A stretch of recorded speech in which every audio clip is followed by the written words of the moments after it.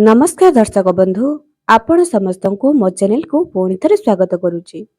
दर्शक बंधु माँ लक्ष्मी कहते जो घर मुख्य द्वार यही सातटी जिनिस थाए से ही घरे माँ लक्ष्मी बास निश्चय रही थाए। केबे भी सही घर दुख दरिद्रता प्रवेश करि न थाए। सही घरे सबु बेले देवतांकर बास रही थाए। एमिति किछि जिंस अछि जहाँ आपण घरर मुख्य द्वार रखिबा द्वारा आपणक घर को सुख समृद्धि आकर्षित होई आसी थाए। कौनसी नकारात्मक वातावरण नकारात्मक एनर्जी आपणक घर भितर को प्रवेश करि पारि न थाए। एमिति किछि जिनिस आपणको आपणक घरर मुख्य द्वार रखिबा दरकार।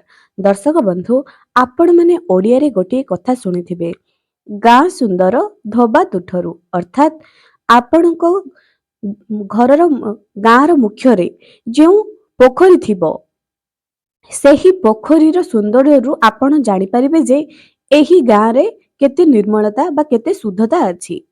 ସେଥିପାଇଁ ତ ଗାଁର ମୁଖ୍ୟକୁ ଗାଁର ମନ୍ଦିର ଗାଁର ମୁଖ୍ୟ ଏଣ୍ଟ୍ରାନ୍ସକୁ ସବୁବେଳେ ସଫାସୁତୁରା ରଖାଯାଏ। ପ୍ରତ୍ୟେକଙ୍କ ଘର ଦେଖନ୍ତୁ, ଘରର ମୁଖ୍ୟ ଦ୍ୱାର ଯେତେ ସଫାସୁତୁରା ଥିବ ସେ ଘର ଭିତରର ଲୋକମାନଙ୍କର ଚିନ୍ତାଧାରା କେତେ ସୁନ୍ଦର ଆପଣ ଜାଣିପାରିବେ। ଯେଉଁ ଘରର ମୁଖ୍ୟ ଦ୍ୱାର ଅସନା ଥାଏ ସେହି ଘରକୁ କେବେ ବି ଲକ୍ଷ୍ମୀଙ୍କର ବାସ ରହିନଥାଏ। ଯେଉଁ ଘରର ମୁଖ୍ୟ ଦ୍ୱାରକୁ ମହିଳାମାନେ ସଫାସୁତୁରା ନ କରନ୍ତି ସଜାନ୍ତି ନାହିଁ ସେହି ଘରେ କେବେ ବି ଲକ୍ଷ୍ମୀଙ୍କର ବାସ ରହିନଥାଏ। କେତେ କଣ କରୁଛନ୍ତି ନା କରନ୍ତୁ, କିନ୍ତୁ ଘରର ମୁଖ୍ୟ ଦ୍ୱାରରେ ଆପଣ ଅସନା କରୁଛନ୍ତି।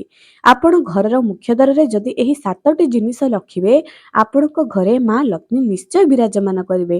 ଏବଂ ଘରର ମୁଖ୍ୟ ଦ୍ୱାରରେ ଏମିତି କେଉଁ ଜିନିଷ ରଖିବେ ନାହିଁ ଯାହାଦ୍ୱାରା କି ମା ଲକ୍ଷ୍ମୀଙ୍କର କୃପା ଆପଣମାନେ ପାଇବେ ନାହିଁ। ୟା ଉପରେ ଆଜିର ଭିଡ଼ିଓରେ ଆପଣମାନଙ୍କୁ ବତାଇବି। ତେଣୁ ଯଦି ଆପଣମାନେ ଏ ପର୍ଯ୍ୟନ୍ତ ଚ୍ୟାନେଲକୁ ସବସ୍କ୍ରାଇବ୍ କରିନାହାନ୍ତି ସବସ୍କ୍ରାଇବ୍ ନିହାତି କରନ୍ତୁ। ପାଖରେ ଥିବା ବେଲ୍ ଆଇକନକୁ କ୍ଲିକ୍ କରି ଭିଡ଼ିଓକୁ ଗୋଟିଏ ଲାଇକ୍ଟିଏ କରିଦିଅନ୍ତୁ। କମେଣ୍ଟ ସେକ୍ସନରେ ଜୟ ମା ଲକ୍ଷ୍ମୀ ନିହାତି ଲେଖନ୍ତୁ। ଏହି ଭିଡ଼ିଓକୁ ବହୁ ମାତ୍ରାରେ ସେୟାର କରନ୍ତୁ ଯାହାଦ୍ୱାରା ଅନ୍ୟମାନେ ମଧ୍ୟ ୟାର ଉପକାରିତା ପାଇପାରିବେ। ଏବେ ଦର୍ଶକ ବନ୍ଧୁ ଘରର ମୁଖ୍ୟ ଦ୍ୱାର, ଆମ ଘରର ମୁଖ୍ୟ ଦ୍ୱାର ଯେପରି ଆମ ଘରର ମୁରବୀ ଯଦି ଠିକ୍ ଥିବେ ଘର ନିଶ୍ଚୟ ଭଲରେ ରହିବ। ସେହି ଘରେ କେବେ ବି ଅନ୍ୟାୟ ହେବ ନାହିଁ, ନା ବୋହୂ ପ୍ରତି ନା ଶାଶୁ ପ୍ରତି ନା ଝିଅ ପ୍ରତି ନା ପୁଅ ପ୍ରତି।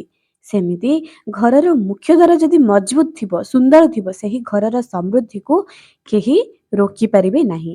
କିଛି ଜାଣିବା କଥା ଯାହାକି ଆପଣମାନେ ଜାଣିଛନ୍ତି କି ନାହିଁ ମୁଁ ଜାଣିନି। ଏହି ଭିଡ଼ିଓକୁ ଦେଖି ସାରିବା ପରେ ଥରୁଟିଏ ନିଜ ମୁଖ୍ୟ ଦ୍ୱାରକୁ ଚେକ୍ କରନ୍ତୁ କ'ଣ ଆପଣଙ୍କ ମୁଖ୍ୟ ଦ୍ୱାରରେ ଏହି ସବୁ ଭୁଲ ହେଉନି ତ। ଦର୍ଶକ ବନ୍ଧୁ ପ୍ରଥମେ ଘରର ମୁଖ୍ୟ ଦ୍ୱାର ସାମ୍ନାରେ କେବେ ବି କଣ୍ଟା ଜାତୀୟ ବୃକ୍ଷ ରଖିବେ ନାହିଁ। ଘରର ମୁଖ୍ୟ ଦ୍ୱାରର କବାଟ ଯେତେବେଳେ ଆପଣମାନେ ଖୋଲିବେ ଏହା ଭିତର ପଟକୁ ଆସୁଥିବ। ଘରର ମୁଖ୍ୟ ଦ୍ୱାରର କବାଟ 2 ଫାଳ ବାଲା କବାଟ ରଖିବେ ସବୁବେଳେ। ଚତୁର୍ଥ ନିୟମଟି ଘରର ମୁଖ୍ୟ ଦ୍ୱାରରେ ବା ଦ୍ୱାର ବନ୍ଧରେ ଏରୁଣ୍ଡି ବନ୍ଧରେ ଛିଦ୍ର ହେବ ନାହିଁ। କୌଣସି ପ୍ରକାରର ଛିଦ୍ର ଭଙ୍ଗା ଭଙ୍ଗି ହେବ ନାହିଁ। ଯଦି ଭାଙ୍ଗି ଯାଇଛି ଛିଦ୍ର ହୋଇଯାଇଛି ଏହାକୁ ରିପେୟାର କରିଦେବେ। ତାପରେ ନିୟମଟି ଏହାଟେ ଯେ ଘରର ମୁଖ୍ୟ ଦ୍ୱାରରେ କେବେ ବି ବୁଢ଼ିଆଣୀ ଜାଲି ଏମିତିରେ ଡଷ୍ଟ ଯଦି ହୁଏ ବୁଢ଼ିଆଣୀ ଜାଲି ଆପେ ଆପେ ଆସିଯାଏ ବା ସେମାନେ କରିଦିଅନ୍ତି। ଯଦି ଆପଣ ବାରମ୍ବାର ସଫା ରଖୁଥିବେ ଟିକେ ଏହା ନିଶ୍ଚୟ ସଫା ରହିବ। ଘରର ମୁଖ୍ୟ ଦ୍ୱାରର କବାଟ ଡଷ୍ଟ କରି ରଖିଛନ୍ତି କି? ପ୍ରତ୍ୟେକ ବ୍ୟକ୍ତିମାନଙ୍କର ଗୋଟିଏ ଚିନ୍ତାଧାରା ଆପଣମାନେ ଜାଣନ୍ତି ସବୁ ସଫା କରିବେ କିନ୍ତୁ ଘରର ମୁଖ୍ୟ ଦ୍ୱାରକୁ ସଫା କରିବେ ନାହିଁ। ଆପଣମାନେ ବି ଏମିତି ହିଁ କରୁଥିବେ। ସପ୍ତାହରେ ଗୋଟିଏ ଦିନ ଘରର ମୁଖ୍ୟ ଦ୍ୱାରକୁ ପୋଛା ଲଗାନ୍ତୁ। ଗୋଟିଏ କପଡ଼ାରେ ଘରର ମୁଖ୍ୟ ଦ୍ୱାରର କବାଟକୁ ଥରୁଟିଏ ପୋଛି ଦିଅନ୍ତୁ। ଝରକାରେ ଯେଉଁ ଡଷ୍ଟ ଲାଗିଛି ଏହାକୁ ବି ସଫାସୁତୁରା ରଖନ୍ତୁ।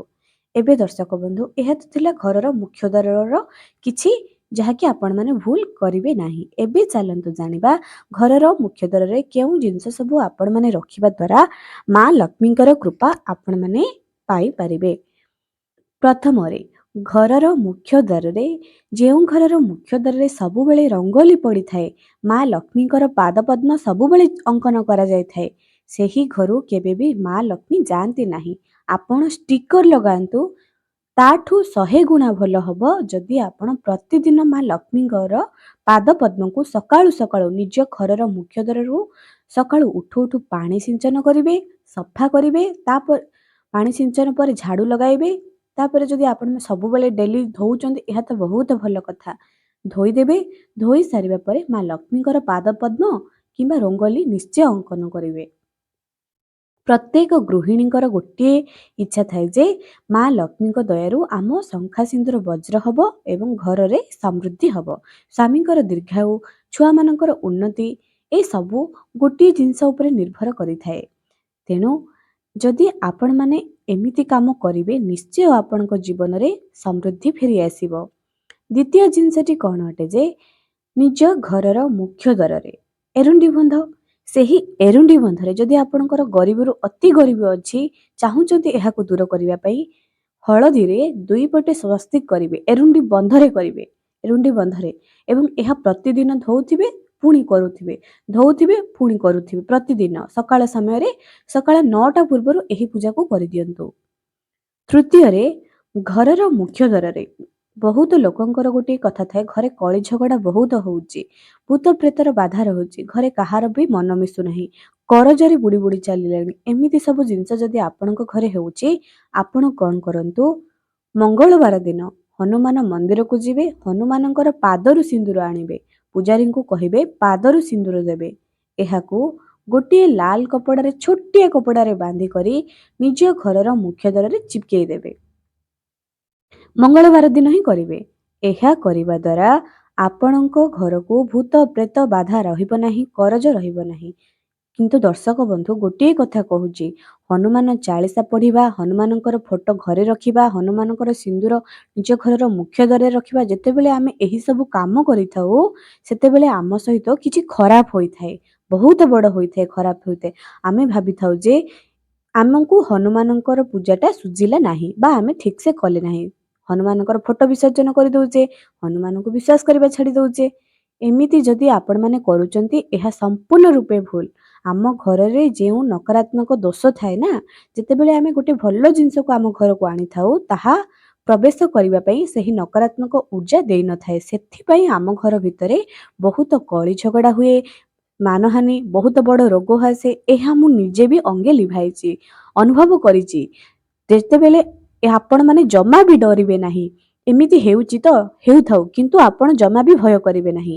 ହନୁମାନଙ୍କ ସିନ୍ଦୁରକୁ ଯେମିତି ମଙ୍ଗଳବାର ଦିନ ଆଣିକରି ନିଜ ଘରର ମୁଖ୍ୟ ଦ୍ୱାରରେ ରଖିବା ପାଇଁ କହିଲି, ଏହାକୁ ନିଶ୍ଚୟ କରନ୍ତୁ ଥରୁଟିଏ।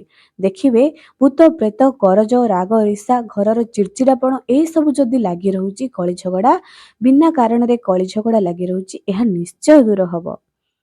ଚତୁର୍ଥ ନିୟମଟି ଶୁଣି ରଖନ୍ତୁ।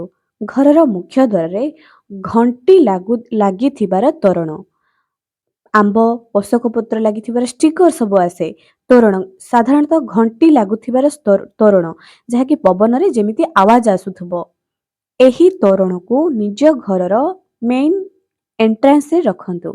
ଏମିତି ଜିନିଷ ଆପଣ ଅନଲାଇନରୁ ବି କିଣିପାରିବେ କିମ୍ବା ଦୋକାନକୁ ଯାଇ ବି ଆପଣମାନେ ପାଇପାରିବେ, ଖୋଜିଲେ ନିଶ୍ଚୟ ମିଳିଯିବ। ଏହା ଲଗାଇବା ଦ୍ୱାରା କ'ଣ ହୋଇଥାଏ, ଯେତେବେଳେ ପବନରେ ଏହି ଘଣ୍ଟିର ଶବ୍ଦ ଆସେ ସେତେବେଳେ ଘର ଭିତରକୁ ଗୋଟିଏ ପଜିଟିଭ ଭାଇବ୍ରେସନ୍ ଆସେ, ଘରକୁ କୌଣସି ନକାରାତ୍ମକ ଊର୍ଜା ଆସେ ନାହିଁ। ସେଥିପାଇଁ ଘରର ମୁଖ୍ୟ ଦ୍ୱାରରେ ଘଣ୍ଟିର ତୋରଣ ଲଗାନ୍ତୁ, ବହୁତ ସୁନ୍ଦର ବି ଲାଗିବ ଏବଂ ଘର ପାଇଁ ବହୁତ ଭଲ ଅଟେ। ପଞ୍ଚମ ଜିନିଷଟି ଏହାଟେ ଯେ ଘରର ମୁଖ୍ୟ ଦ୍ୱାରରେ ହଳଦୀରେ ଯଦି ସ୍ୱାସ୍ତିକ ଅଙ୍କନ କରିବେ, ପୂଜା କରିସାରି ଆପଣ କ'ଣ କରିବେ, ଗୋଟିଏ ଭଲ ଦିନରେ ସବୁବେଳେ ସ୍ୱାସ୍ତିକ ଅଙ୍କନ କରୁଥିବେ, ଗୋଟିଏ ଭଲ ଦିନରେ, ତେବେ ଏହା ଘରକୁ ସୁଖ ସମୃଦ୍ଧି ପ୍ରାପ୍ତ କରିବ। ତାପରେ ନିୟମଟି ଜାଣି ରଖନ୍ତୁ, ଏହି ନିୟମଟି ପ୍ରତ୍ୟେକ ଶିବ ଭକ୍ତମାନେ, ଯଦି ଆପଣମାନଙ୍କ ଉପରେ ଭଗବାନଙ୍କର ବିଶ୍ୱାସ ଅଛି, ଏହି ଉପାୟକୁ ଥରୁଟିଏ କରନ୍ତୁ। ଯେକୌଣସି ବି ସୋମବାର ଦିନ ନିଜର ଘରର ମୁଖ୍ୟ ଦ୍ୱାରରେ ଆପଣମାନେ ଶ୍ରୀ ଶିବାୟ ନମସ୍ତୁଭ୍ୟମ୍ ଏହାକୁ ଚନ୍ଦନରେ ଲେଖନ୍ତୁ। ଏହାକୁ ଲେଖିବା ଦ୍ୱାରା ନିଜ ଘରର ମୁଖ୍ୟ ଦ୍ୱାରରେ ମାସେ, 2 ମାସ, 6 ମାସ, ବର୍ଷେ ଲାଗିପାରେ, କିନ୍ତୁ ଆପଣଙ୍କ ଘରକୁ ସମୃଦ୍ଧି ଏମିତି ଆସିବ, ଘରର ଉନ୍ନତି ଏମିତି ହେବ, ବିଶ୍ୱାସ କରିପାରିବେ ନାହିଁ। ଘରକୁ ଏମିତି ଗୋଟେ ପରିବର୍ତ୍ତନ ଆସିଯିବ, ଆପଣ ଭାବିପାରିବେ ନାହିଁ, କେଉଁ ନା କେଉଁ ଆଡ଼ୁ କେମିତି ନା କେମିତି ରାସ୍ତା ଖୋଲୁଥିବ, ଭଲ କାର୍ଯ୍ୟ ହେଉଥିବ, ଆପଣଙ୍କୁ ଭଲ ବୁଦ୍ଧି ମିଳିବ, ଘରର ସବୁ ଜିନିଷ ଭଲ ହିଁ ହେବ। ଦର୍ଶକ ବନ୍ଧୁ ଭଗବାନଙ୍କ ଉପରେ ଭରସା ରଖି ଥରୁଟିଏ ଯେଉଁମାନେ ଏ ପର୍ଯ୍ୟନ୍ତ ଭିଡ଼ିଓକୁ ଦେଖି ସାରିଲେଣି ନିଜ ଘରର ମୁଖ୍ୟ ଦ୍ୱାରରେ ସୋମବାର ଦିନ ଚନ୍ଦନରେ ଶ୍ରୀ ଶିବାୟ ନମସ୍ତୁଭ୍ୟମ୍ ନିଶ୍ଚୟ ଲେଖନ୍ତୁ। ତାପରେ ଆପଣମାନେ ନିଜେ ଅନୁଭବ କରିବେ ଯେ ଏହି ନାମର କେତେ ଶକ୍ତି ଅଛି। ବିଶ୍ୱାସରେ ଥରୁଟିଏ ନିହାତି ଲେଖନ୍ତୁ। ତାପରେ ନିୟମଟି ଏଇଆ ଅଟେ ଯେ ଘରର ମୁଖ୍ୟ ଦ୍ୱାରରେ ଶୁଭ ଲାଭ ବି ଲେଖନ୍ତୁ। ସ୍ୱାସ୍ତିକ ସହିତ ଶୁଭ ଲାଭ ବି ଲେଖନ୍ତୁ। ଷ୍ଟିକର ଚିପକେଇବା ସହିତ ନିଜେ ଲେଖିବା ସବୁଠାରୁ ଶୁଭ ଅଟେ। ସବୁବେଳେ ଗୋଟିଏ ଭଲ ଦିନରେ ଏହାକୁ ଲେଖନ୍ତୁ। କେବେ ବି ନିଜ ଘରର ମୁଖ୍ୟ ଦ୍ୱାର ସାମ୍ନାରେ ଚପଲ ରଖିବେ ନାହିଁ।